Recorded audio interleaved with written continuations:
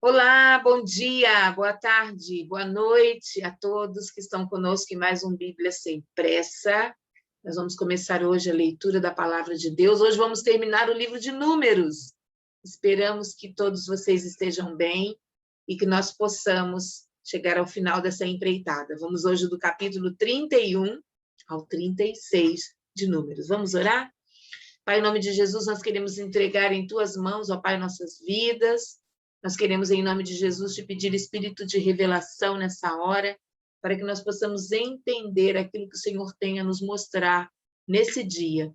Nós consagramos a Ti esse período de estudo, em nome de Jesus. Amém e amém. Peço permissão a você para compartilhar a tela.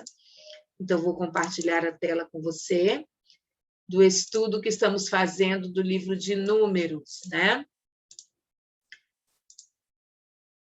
Então, nós vamos lá onde nós paramos. Nós paramos no capítulo 30 de Números, onde nós vimos os votos, né? Esse capítulo falava sobre votos, os votos revogados, os votos validados, né? E falava também sobre honra aos votos feitos a Deus. E assim nós terminamos o capítulo 30. E o que eu aprendo? Aprendo a cumprir meus votos, mas com cautela, tomando muito cuidado com aqueles votos que eu me precipito em fazer e depois eu não dou conta deles, né? Preciso ter cautela em relação aos votos feitos. No capítulo 31 de Números, nós vamos entrar agora e nós vamos ver aqui a última missão de Moisés. É muito interessante esse capítulo, porque para entendê-lo, eu preciso ler, né, os capítulos 22 a 25 de Números. Então, se eu não ler esses capítulos de 22 ao 25, eu não vou entender o que acontece, né? Então, eu preciso ir lá, dar mais uma lidinha, começando do capítulo 22, né? Quando Balaque manda chamar Balaão, né?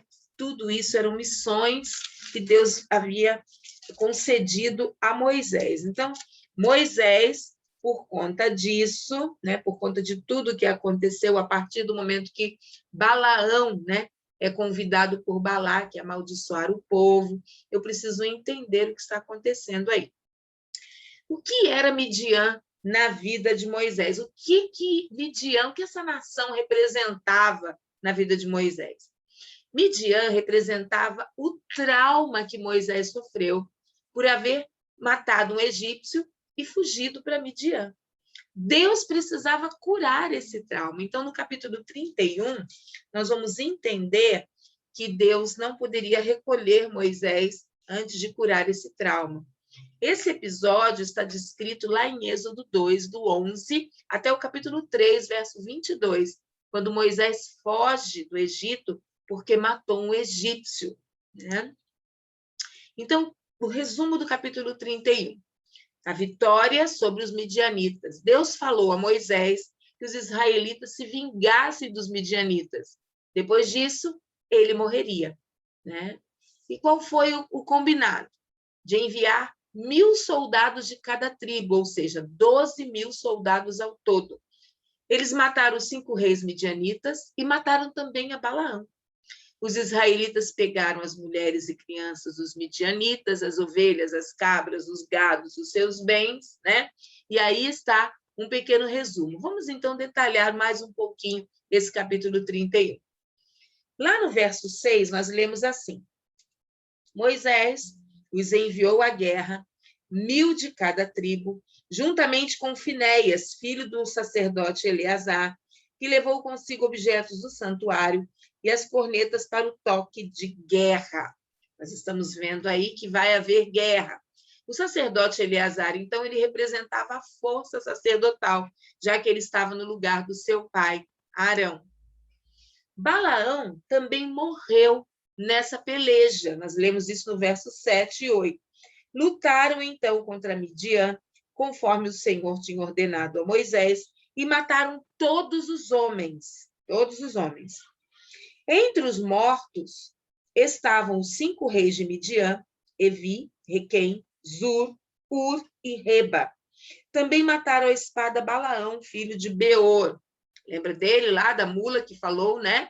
Que reclamou, eu faço isso sempre com você porque você está me batendo. Esse foi o Balaão, que morreu aqui nos versículos 7 e 8. Está sendo bem explicadinho. Por que será que Balaão morreu? Dos versos 9 ao 18, nós vemos que Balaão fez os homens de Deus se deitarem com as mulheres midianitas, né? Diz aqui, ó, no verso 16. Vou ler o 15 também. Vocês deixaram todas as mulheres vivas? Perguntou-lhes. Foram elas que seguiram o conselho de Balaão e levaram Israel a ser infiel ao Senhor no caso de Peor, de modo que uma praga feriu a comunidade do Senhor. Então, por conta disso, Balaão pagou com a sua própria vida. Nos versos 14 a 16, nós vemos a indignação de Moisés pelo fato dos israelitas terem deixado as mulheres vivas, essas mulheres aí que se deitaram com os israelitas, né? Seguindo o conselho de Balaão. Então, essas mulheres foram deixadas vivas. Então, qual foi a sentença? A sentença está no verso 17. Agora, matem todos os meninos e matem também todas as mulheres que se deitaram com o homem, mas poupem todas as meninas virgens. Então, gente, era guerra. Às vezes você pode pensar que Deus é um Deus maldoso, mas Deus é Deus, ele é soberano. Ele mandou que matassem todos os meninos e todas as mulheres que se deitaram com os israelitas. A sentença seria: apenas as meninas virgens seriam poupadas. E aí, a partir do verso 19 e 20, diz assim: todos vocês que mataram alguém ou que tocaram em algum morto ficarão 7 dias fora do acampamento. No terceiro e no 7º dia, vocês deverão purificar-se a si mesmos e aos seus prisioneiros. Purifiquem toda a roupa e também tudo que é feito de couro, de pele de bode ou de madeira. Purificação. Então, matou alguém? Tocou em algum morto? 7 dias fora do arraial. Aí está escrito aí, onde eu acabei de ler, nos versos 19 e 20 do capítulo 31. Soldados que foram à guerra, haveria uma cerimônia de purificação, com fogo e com água. Nós lemos isso a partir do verso 21 até o verso 24. O que eu aprendo com essa cerimônia? Que Jesus Cristo é a nossa água purificadora. Então, Jesus é a nossa água purificadora. O Espírito Santo é o fogo que também purifica, né? E Jesus Cristo é a nossa água purificadora. Depois, no capítulo 31, a partir do verso 25 até o 47, nós vemos a divisão dos despojos. Despojo é tudo aquilo que é tomado depois da guerra. Então, os animais, né? O gado, as ovelhas, os jumentos, tudo isso foi dividido entre o povo. Então, está descrito muito detalhadamente a partir do verso 25. E aí vem a prestação de contas das vidas. Muito interessante isso, gente. Do verso 48 ao verso 54, nós lemos que ninguém morreu. Olha o verso 49. E lhe disseram, seus servos contaram os soldados sob nosso comando, e não está faltando ninguém. Ou seja, ninguém morreu dos 12.000. Foram 12.000, voltaram 12.000 homens. Deus os preservou e quiseram ser gratos por isso. Essa gratidão está em forma de oferta ao Senhor. Os artigos de ouro, né? Braceletes, pulseiras, anéis de selo, brincos, colares, para fazer o quê? Propiciação por eles perante o Senhor. Então, Deus os preservou e eles quiseram ser gratos a Deus. Por isso, nós lemos até o verso 54. Ouro para a tenda do encontro. Então, do verso 51 ao 54, Moisés e o sacerdote Eleazar receberam deles todas as joias de ouro. Todo o ouro dado pelos líderes de milhares e pelos líderes de centenas que Moisés e Eleazar apresentaram como contribuição ao Senhor, pesou 200 quilos. Cada soldado tinha tomado despojos para si mesmo.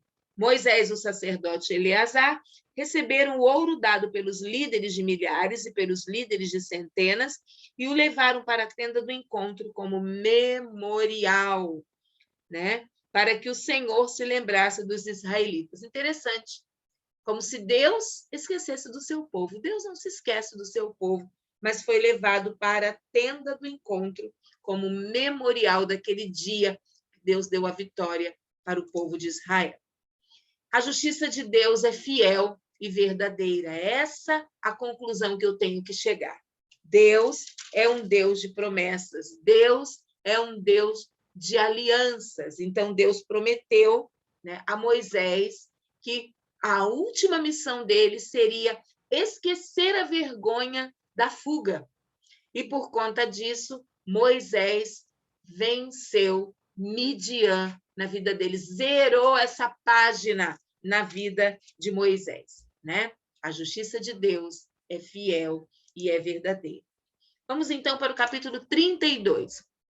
No capítulo 32, nós vemos que a tribo de Ruben, a tribo de Gade, a meia tribo de Manassés, elas querem se estabelecer antes do Jordão. A gente chama de Transjordânia, né? E será que isso agradou o coração de Moisés? Como é que isso foi visto? Nós vemos aqui um mapa onde você vê a tribo de Manassés dividida bem ao meio, à direita e embaixo de Manassés está Gade e Ruben, né? Eles foram pedir isso a Moisés, para que Moisés deixasse eles habitarem antes de atravessarem o Jordão. Então, foi essa proposta que eles fizeram a Moisés, a proposta das 2 tribos e meia, né? Porque Manassés era uma tribo grande, foi dividida bem ao meio. Eles não queriam atravessar o Jordão, mas eles queriam ficar de boa, né? Moisés os faz lembrar o que aconteceu com os antepassados deles, que quiseram fazer o mesmo, né? E isso está no verso 1 ao verso 24. Não vou ler, depois você leia com calma, né? Mas Moisés chama a atenção deles. Lá no verso 6 diz assim, ó. Moisés respondeu aos homens de Gade e de Ruben: os seus compatriotas irão à guerra enquanto vocês ficam aqui, quer dizer, vocês ficam aqui de boa? Por que vocês desencorajam os israelitas de entrar na terra que o Senhor lhes deu? Foi isso que os pais de vocês fizeram quando os enviei a Cades Barneia para verem a terra. Depois de subirem ao vale de Escol e examinarem a terra, desencorajaram os israelitas de entrar na terra que o Senhor lhes tinha dado. A ira do Senhor se acendeu naquele dia e ele fez este juramento: como não me seguiram de coração íntegro, nenhum dos homens de 20 anos para cima que saíram do Egito verá a terra que prometi sob juramento a Abraão, a Isaque e a Jacó, com exceção de Calebe, filho de Jefoné, o quenezeu, e Josué, filho de Num, que seguiram o Senhor com integridade de coração. Então, Moisés fez eles lembrarem que por conta daquela primeira leva ter subido, observado a terra e falado tem gigantes lá, é melhor nós não irmos, pela falta de fé daquele povo, né? Talvez por medinho, como eles estavam agora, eles não entraram na terra prometida. Então, Moisés faz uma contraproposta para eles, depois de confrontá-los, né, bastante. Daí as 2 tribos e meia pensaram melhor, e lá dos versos 25 a 32, eles resolveram, não, nós vamos ajudar todo mundo a atravessar e depois nós voltamos para tomar posse.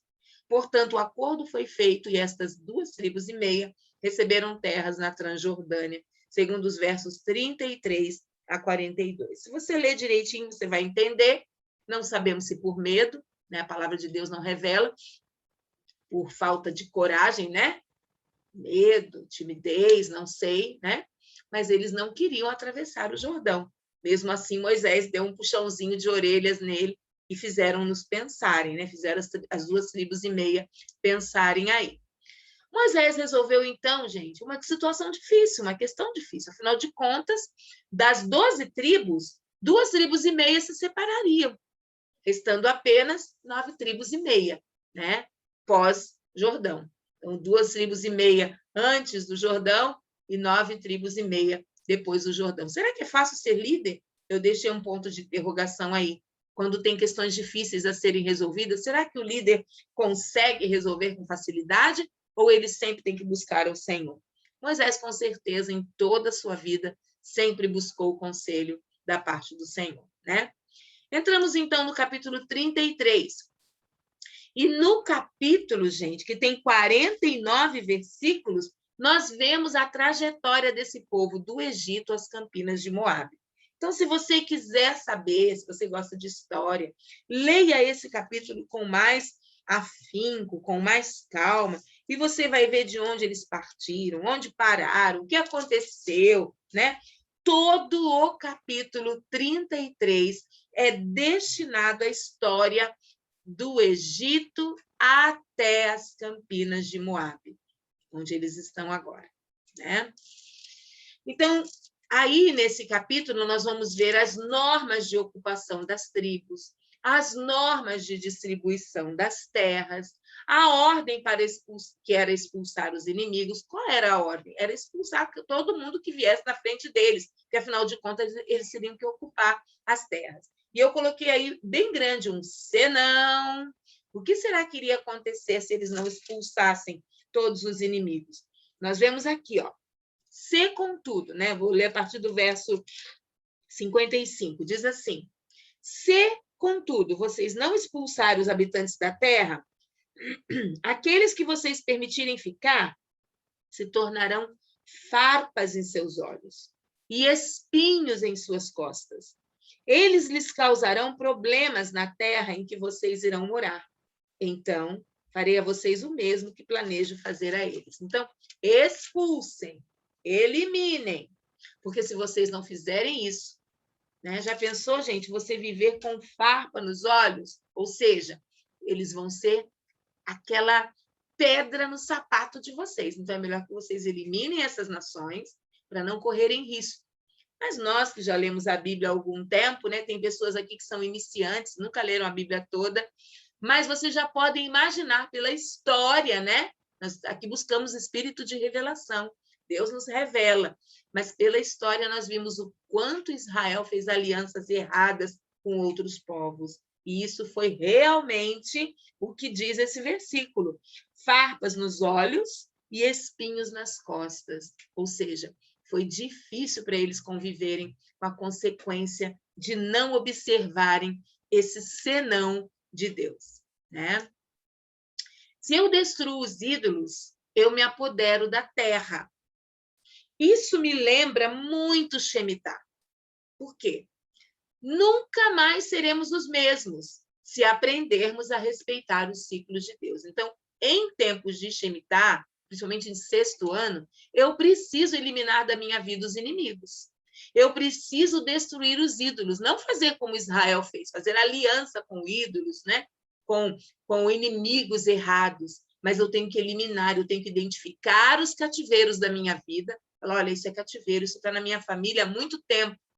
Eu tenho problemas com esse cativeiro há muito tempo, com roubo, com furto, mentiras, pornografia, adultério, doenças incuráveis na família, ira, cólera, maledicência, fofoca. Tudo isso é cativeiro que eu preciso denunciar, me arrepender, pedir perdão e abandonar isso. Enquanto eu fico cultivando os ídolos, isso são ídolos na minha vida, a minha história, a minha geração vai de mal a pior. Isso me lembra muito o Shemitah. Se nós queremos subir ou se nós queremos descer. Então, eu aconselho que você aproveite esses últimos dias que faltam, né, para virada do ano novo judaico e fazer uma reflexão. Daqui a 7 anos eu quero te encontrar, mas com uma vida muito diferente do que você está hoje, próspera e abençoada em Deus, em nome de Jesus. Em Números capítulo 34, nós vemos que este capítulo refere-se às fronteiras do país, né? Moisés, então, deu os limites da terra que Israel deveria ocupar, e a fronteira oriental descia dali até o mar de Quinerete, o lago da Galileia, ao longo do Rio Jordão, até o Mar Morto. Nós lemos isso, capítulo 34, versos de 1 a 12.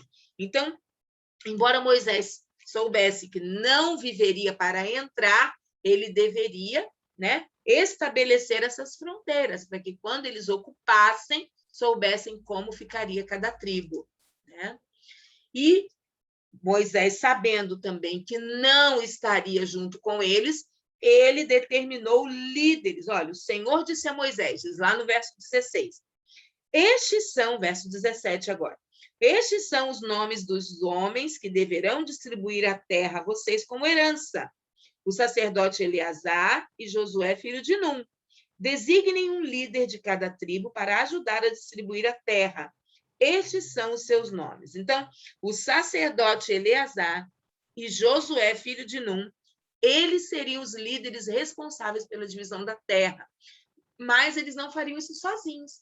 Com todos esses homens aqui, do verso 19 até o 28. Então, eu falei do 16 até o 29, vocês vão ver os homens a quem o Senhor ordenou que distribuíssem a herança aos israelitas na terra de Canaã. Calebe também, filho de Jefoné, foi um desses homens que, junto com a Josué, fez a divisão da terra prometida. Então, Deus deixa tudo redondinho, para que quando Moisés não estivesse mais na frente desse povo, eles não ficassem perdidos, né? Essa era a preocupação de Moisés, que eles ficassem perdidos como ovelhas que não têm pastor, mas Deus estava providenciando tudo. Deus põe limites às fronteiras da minha vida. O que eu concluo nesse capítulo 34, que eu trago de experiência para mim, que os limites da minha vida, Deus também põe fronteiras. Antes, em desobediência, eu, Mary, me atrevi a avançar, sem ouvir o Senhor. E muitos fazem isso hoje, eu vejo. Muitas pessoas tomam decisões precipitadas, sem consultar a Deus, não têm paciência de esperar, não têm paciência de descansar em tempo de Shemitah, acham que Deus está demorando muito na resposta e se dão mal. Depois, para colher as peninhas de tudo aquilo de errado que foi feito, demora. Eu era assim. Hoje, agora, depois de um processo longo de arrependimento e confissão de pecados, sabe o que eu faço? Eu ouço claramente Deus me dizer, filha, você pode ir até aqui. Pare aí e não tome decisões precipitadas.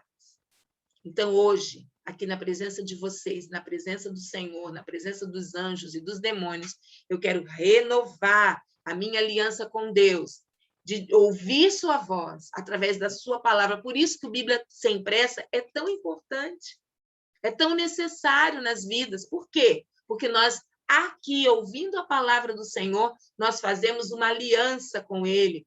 Nós queremos ouvir a sua voz e nós fazemos a aliança de seguir os seus passos, sem nos desviar. Eu faço essa aliança com o Senhor, de ouvir a sua voz, de ouvir a sua palavra e não me desviar dos seus caminhos. Fácil? Nunca será. Nunca será, porque a minha natureza é adâmica, assim como a sua. Eu quero tomar as minhas próprias decisões, mas depois de muito sofrer, de levar muita cacetada, eu aprendi que eu só posso me mexer quando Deus me manda mexer. Deus fala que eu tenho que sair daquela posição, seja para o que for. Sabia? Até para mudar de casa. De repente, eu quero mudar de casa, pago aluguel, quero mudar de casa. Não, Deus mandou? Se Deus não mandou, filho, fique onde está. Porque quando Deus não manda você fazer algo, você não pode cair na besteira de fazer, senão você vai se dar mal. Bem? Capítulo 35 de Números. Nós estamos agora nas campinas de Moabe, junto ao Jordão, de frente a Jericó. E o Senhor dá uma ordem aí a Moisés, né? Ordene aos israelitas que da herança que possuem, deem cidades para os levitas morarem. E deem-lhes também pastagens ao redor das cidades. Assim eles terão cidades para habitar e pastagens para o gado, para os rebanhos, para todos os seus outros animais de criação. Então, os levitas, eles eram a primícia do Senhor, né? Tudo que eles ganhariam seria das outras tribos. E posso falar uma coisa para você? O povo israelita deveria doar cidades aos levitas, ou seja, os pedaços de terra que eles conquistassem. E era só isso mesmo que os levitas precisavam. No verso 2 e 3, que eu acabei de ler, né? O que mais que os levitas precisavam? se ele tinha espaço para criar o gado, se eles tinham espaço, as pastagens, para os rebanhos, para os animais. Era só isso mesmo que eles precisavam. E o que eu concluo com isso? Eu e você, você e eu, precisamos de muito pouco para viver. Nós não precisamos ficar de olho naquilo que o nosso vizinho tem, o melhor carro, a melhor casa. Para quê? Olha, quantas pessoas que têm muito dinheiro estão morrendo com Covid-19 está matando tanta gente. Que tem muito dinheiro, poderia pagar, né? Até vão para os melhores hospitais, mas naquela hora da despedida, onde é só a pessoa e Deus, não tem rico, não tem pobre, não tem abastado, não tem milionário, não é? Todos se apresentarão sozinhos ante o tribunal de Cristo. E eu quero dizer aqui para você que eu aprendo que eu preciso de muito pouco para viver. É uma frase que meu marido e eu gostamos muito de falar, que nós temos o suficiente. Deus nos dá sempre o suficiente para viver. Fome? Não passamos. Frio? Depois, então, do brechó Moçambique, nós não passamos frio, não passamos necessidade de roupa, porque o Senhor nos provê. E era o que acontecia, então, com a tribo de Levi, com os levitas, né? E, além disso, eles teriam também, das 48 cidades destinadas a eles, 6 foram nomeadas como cidades de refúgio. 3 pelo lado oriental do Jordão, no Oriente, e 3 pelo lado ocidental do Jordão. Essas cidades de refúgio, elas serviam, como o próprio nome sugere, refúgio para aqueles que praticavam homicídios, né? Embora ele tenha cometido um crime involuntariamente, ele deveria ficar refugiado e protegido contra o vingador da vítima. Sabe qual a referência que eu tenho dessa cidade de refúgio? Josué, capítulo 20, versos 7 e 8. Nós vamos também chegar depois nesse capítulo, mas eu já quero deixar você aí, né, atento para essa cidade de refúgio. Diz assim esse versículo: assim eles separaram Quedes, na Galileia, nos montes de Naftali, Siquém, nos montes de Efraim, e Quiriate-Arba, que é Hebrom, aí os nomes, nos montes de Judá.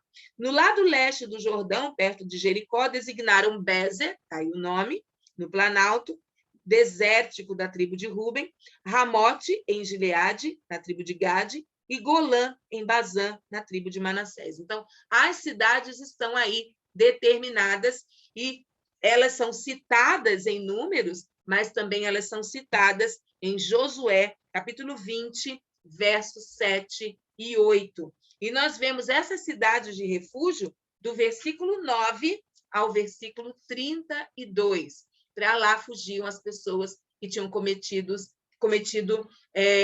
crime involuntário. E depois nós vemos aqui a não profanação da terra, o não derramamento de sangue, porque sangue derramado profana a terra, né? E a propiciação pela terra mediante o sangue do assassino que a derramou. Olha que coisa interessante.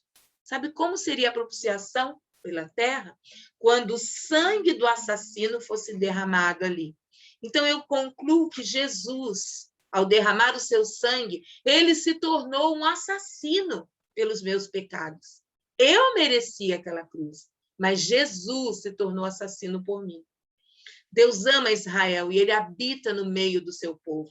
No verso 33 e 34, nós chegamos à conclusão da não profanação da terra. Diz assim: não profanem a terra onde vocês estão. O derramamento de sangue profana a terra. E só se pode fazer propiciação em favor da terra em que se derramou sangue, mediante o sangue do assassino que o derramou. Não contaminem a terra onde vocês vivem e onde eu habito, pois eu, o Senhor, habito entre os israelitas. No meio do povo de Deus, ele habita. Deus ama Israel. Então, Deus, acho que olha lá de cima hoje e vê o quanto nós temos visto o derramamento de sangue, né? Em várias nações, na terra toda, a terra toda está corrompida.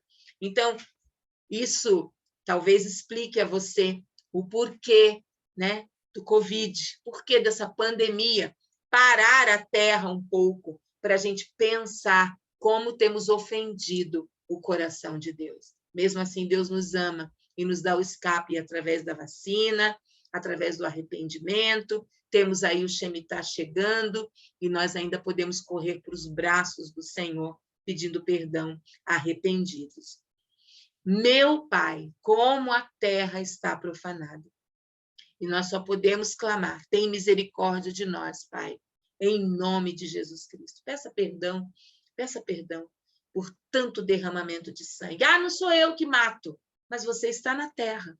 Então, nós somos responsáveis por tudo isso que tem acontecido no mundo. Vamos pedir perdão em nome de Jesus. E finalmente, no capítulo 36, interessante como Deus volta a falar de umas mulheres aí que nós já vimos algumas vezes e realmente essas mulheres receberam aquilo que foram pedir. Este capítulo fala a respeito do casamento de herdeiras. Refere-se à questão levantada anteriormente pelas filhas de Zelofeade. Não sei se você lembra, Zelofeade foi um homem fiel ao Senhor, temente. Ele não foi rebelde, ele morreu de causas naturais.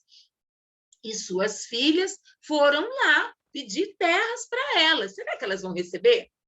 Moisés, instruído pelo Senhor, decidiu que onde um homem morresse sem filhos, sua herança poderia passar para suas filhas. E isso está em Números 27, do 1 ao 11. Né? Depois você dá uma lida lá para a gente não gastar tempo lendo esses capítulos que nós já passamos por eles. E os líderes da tribo de Manassés, da qual estas mulheres pertenciam, o que eles temiam? Eles temiam que a terra, que haviam acabado de ganhar, em Números 32 vocês viram, né, do 39 ao 42, que essas terras pudessem ser perdidas para outras tribos, se as filhas de Zelofeade se casassem com homens de outras tribos. Então, no verso 1 ao verso 4, olha só o que eles temiam. Os chefes de família do clã de Gileade, filho de Maquir, neto de Manassés, que pertenceu aos clãs dos descendentes de José, foram falar com Moisés e com os líderes, os chefes das famílias israelitas, e disseram: quando o Senhor ordenou ao meu senhor que, por sorteio, desse a terra como herança aos israelitas, ordenou que vocês dessem a herança do nosso irmão Zelofeade às suas filhas. Agora, suponham que elas se casem com homens de outras tribos israelitas, nesse caso, a herança delas será tirada da herança dos nossos antepassados e acrescentada à herança da tribo com a qual se unirem pelo casamento.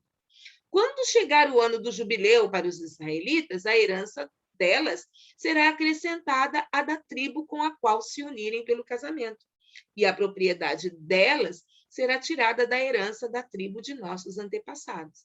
Então, instruído pelo Senhor, Moisés deu esta ordem aos israelitas. A tribo dos descendentes de José tem razão. É isso que o Senhor ordena quanto às filhas de Zelofeade.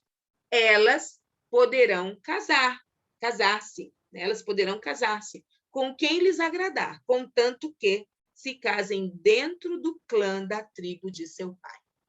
Então, para não ter esse problema de perder a terra, né? Verso 7 diz assim, ó: nenhuma herança em Israel poderá passar de uma tribo para outra, pois todos os israelitas manterão as terras das tribos que herdaram de seus antepassados. Toda filha que herdar terras em qualquer tribo israelita se casará com alguém do clã da tribo de seu pai, para que cada israelita possua a herança dos seus antepassados.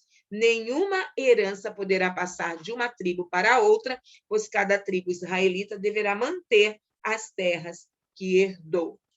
Então, a lei introduzida por Moisés impedia tal transferência de terra, garantindo assim que, caso a mulher se casasse, deveria se casar dentro de sua própria tribo. Está lá no verso 5 ao 9, eu acabei de ler aqui para vocês. Deus, mais uma vez, mostra que se lembrou das filhas de Zelofeade. E dos versos 10 aos versos 12, né, ao verso 12, dos versos 10 a 12, vocês veem que as filhas de Zelofeade fizeram conforme o Senhor ordenaram a Moisés, elas não foram desobedientes, e Deus se lembrou delas, né?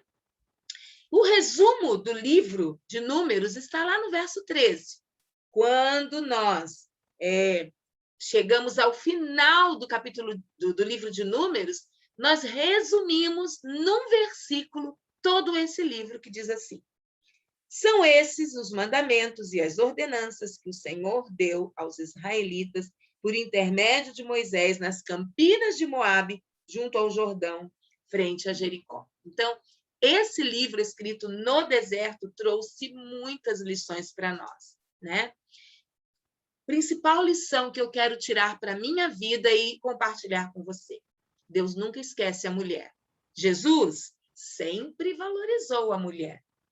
Eu, enquanto mulher, não sou esquecida por Deus. Deus se lembra de mim o tempo todo. Então, se você é mulher, está me acompanhando aqui nessa leitura, e você acha que você está abandonada, se você acha que você está desesperada, se você acha que você, por qualquer motivo, não tem socorro, não tem ninguém que escute você, creia, como as filhas de Zelofeade foram ouvidas, foram atendidas, Deus também atende a tua oração. Basta apenas você se curvar diante do Senhor, você buscar essa presença constante, né? E assim você vai ver que o Senhor te ouve sim. Talvez não ouça da maneira como você quer, mas se você esperar no Senhor e na força do seu poder, você terá uma vida abençoada, principalmente em vésperas de Shemitah, né? Próxima semana nós estaremos entrando em Deuteronômio. Deuteronômio fala de lembrança, fala de memória, fala de legado. E nós vamos aprender muito com Moisés, que Moisés, embora estivesse prontinho aí, né? A partir dessa terra, Deus disse que ele não herdaria a terra prometida, ele não ficou em nenhum momento chateado, nenhum momento ele se rebelou contra Deus, mas ele resolveu deixar um legado para a próxima geração. Eu creio que Deus vai se lembrar de mim, né? E eu quero deixar um legado para a minha próxima geração. Que Deus possa abençoar sua vida, que Deus possa te usar com poder e autoridade. Quantos livros nós já lemos? Gênesis, Êxodo, Levítico, Números, Jó. E nós vamos entrar agora em Deuteronômio, fazendo essa leitura da Bíblia sem pressa. Será que você não tem ninguém que você possa passar isso que você tem aprendido? Será que você não pode deixar um legado para ninguém? Você tem aprendido de mim. Talvez eu não seja melhor mestre, mas eu estou ensinando da maneira como eu aprendi, né? E se você tiver dúvida, pesquise. Tem tanta gente melhor do que eu. Tem o pastor Digão, tem o pastor Felipe, tem a pastora Dani Parente, tem o pastor Fábio, que são os nossos pastores, a pastora Débora, né? Tantas pessoas podem te ensinar mais do que eu. Só não pode ficar parado, de aprender de um jeito e morrer. Não, passe para alguém, né? Foi assim que Deus me chacoalhou. Quando eu estava chorando lá na mesa, a primeira vez que nós lemos a Bíblia em 100 dias, eu falei, e agora, Deus? O que vai ser de mim? Ele falou, pois é, eu te pergunto, o que você vai fazer com isso que você aprendeu? E a partir de então, eu resolvi ensinar aquilo que eu aprendi. Vamos orar? Pai, em nome de Jesus, eu quero mais uma vez te louvar por esse tempo que tivemos aqui, por esse tempo tão precioso, ó Deus, de estudo da tua palavra. Obrigado por toda a revelação que o Senhor nos tem dado. E nós clamamos em nome de Jesus que ninguém aqui, nenhuma pessoa que entre nesse estudo fique sem a tua revelação, mas que o Senhor possa trazer a revelação do alto e aquilo que eu não consegui enxergar, eu profetizo que esses meus irmãos enxerguem e possam praticar tudo aquilo que está sendo ensinado para a glória do teu nome, em nome de Jesus. Amém e amém. Deus te abençoe. Se o Senhor não tiver nos recolhido nessa semana, eu sempre falo isso, nós estaremos de volta aqui em mais um Bíblia Sem Pressa na próxima semana, querendo Deus. Deus te abençoe e até lá.